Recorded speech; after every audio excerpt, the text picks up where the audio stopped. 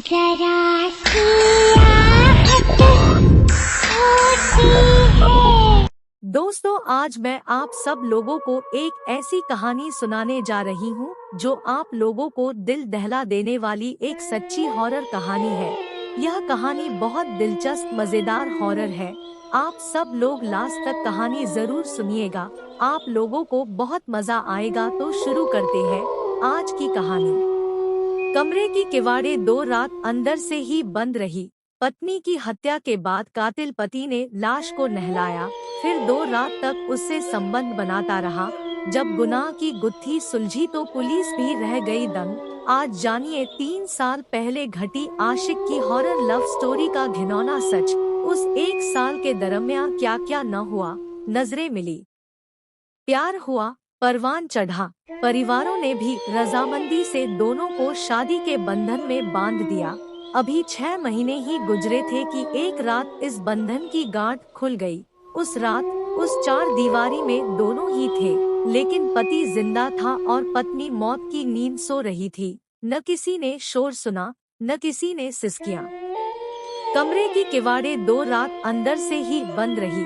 वह दिन 29 मई 2016 का था। सनसनीखेज वारदात दिल्ली के निहाल विहार इलाके की है, लेकिन लव स्टोरी की शुरुआत होती है दिल्ली से 70 किलोमीटर दूर बुलंदशहर के एक गांव से। तब प्रदीप 25 साल का था और वह 21 साल की थी। प्रदीप ने उसे अपने भाई की शादी में देखा था। सुंदर नैन नक्श और चंचल शोक अदाएं, पहली ही नजर में प्रदीप को वो भा गई थी। वहीं पर उसने इशारों में मोहब्बत का इजहार कर दिया। 4 महीने में नजदीकियां इतनी बढ़ी कि प्रदीप ने शादी की जिद पकड़ ली, चूँकि वह गांव में निठल्ला घूमता था।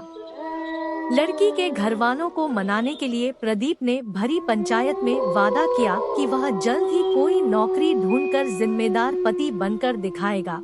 आखिरकार गंगा घाट पर दोनों को शादी के बंधन में बांध दिया गया। शादी के कुछ दिन बाद ही एक खूबसूरत जिंदगी जीने के ख्याल से प्रदीप उसे लेकर दिल्ली आ गया। कमरा लिया निहाल विहार में। यहाँ पर वह रिक्शा चलाकर पैसे कमाने लगा, मगर आमदनी अठन्नी और खर्चा रुपया। घर के खर्चे पूरे नहीं हो रहे थे। कुछ ही महीनों में दोनों के बीच तीखी नोकझोंक शुरू हो गई, लेकिन फिर भी वह काफी खुशमिजाज थी और खुले मिजाज की भी। प्रदीप को अंदर ही अंदर डर सताता था कि दिल्ली की चकाचौंध कहीं उसे उससे छीन न ले। इसी ने उसके मन में शक पैदा कर दिया। उसे लगा कि पत्नी की किसी से दोस्ती हो गई है। शक करते करते प्रदीप को शराब की लत लग गई। आए दिन वह पत्नी को मारने पीटने लगा। इधर निहाल विहार वाले घर के मालिक ने भी अल्टीमेटम दे दिया, या तो किराया दे या कमरा खाली करे। फिर 29 मई 2016 की वह तारीख आई। बकौल पुलिस अफसर के मुताबिक उस रात प्रदीप घर लौटा। साथ में शराब की एक बोतल थी। दोनों साथ बैठे। प्रदीप ने उस रात 2-3 पैक पीने के बाद पत्नी से भी पीने को कहा। उसने इनकार कर दिया। प्रदीप के ऊपर नशा हावी था। जुबान से वह सभी बातें निकलने लगी, जिसे लेकर वह पत्नी पर शक करता था। पत्नी को यह बर्दाश्त न हुआ।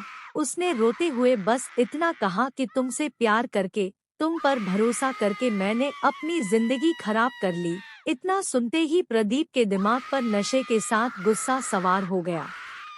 उसने सबसे पहले कमरे की किवाड़े अंदर से बंद की, फिर ईंट उठाकर उसने पत्नी के सिर पर दे मारी। रोने चीखने की आवाज न निकले, इसलिए उसने पत्नी के मुंह पर हाथ रख दिया और उसका सिर दीवार में कई बार मारा। इसके बाद वह खून से लथपथ होकर गिर पड़ी।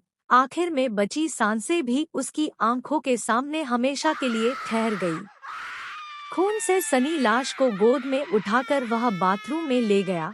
उसके कपड़े उतारकर उसे नहलाया और सारा खून साफ किया, फिर बिस्तर पर लिटाया।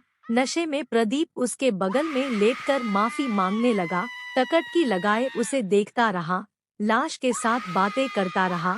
2 रात पत्नी की लाश के साथ बिताने के बाद वह सुबह फरार हो गया। वह पत्नी का फोन भी अपने साथ ले गया। मोबाइल पर कॉल न मिलने पर महिला के घर वालों को शक हुआ। उन्होंने पड़ोसी को फोन किया। तब हत्या का खुलासा हुआ।